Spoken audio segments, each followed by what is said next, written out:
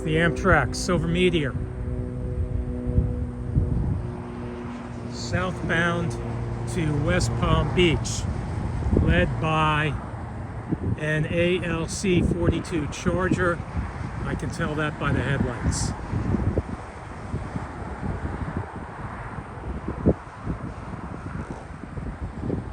It looks like Silver Meteor's running about 25 minutes ahead of schedule today. So was the Floridian, which I just did 20 minutes ago.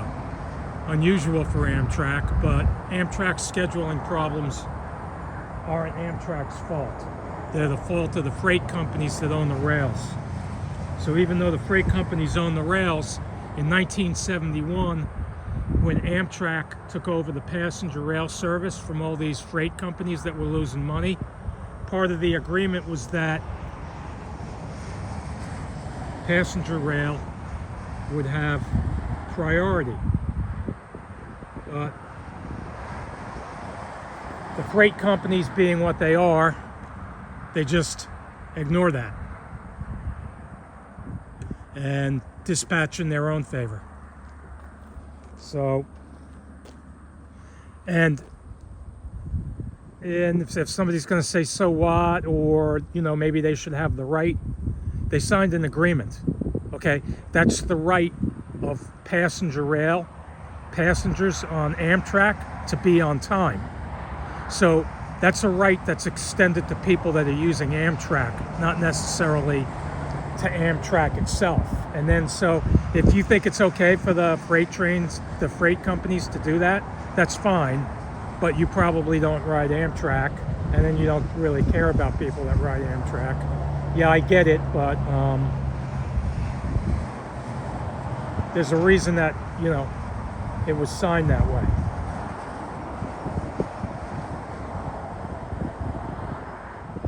And by the way, Amtrak was just another basic bailout of corporations by the U.S. government. How so? The rail companies were required to provide passenger service, so they just couldn't dump it or get rid of it. And they were losing money because of it.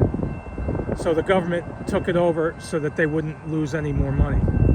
And all these freight companies make money hand over fist these days, and then they still, for lack of a better word, screw the Amtrak customers.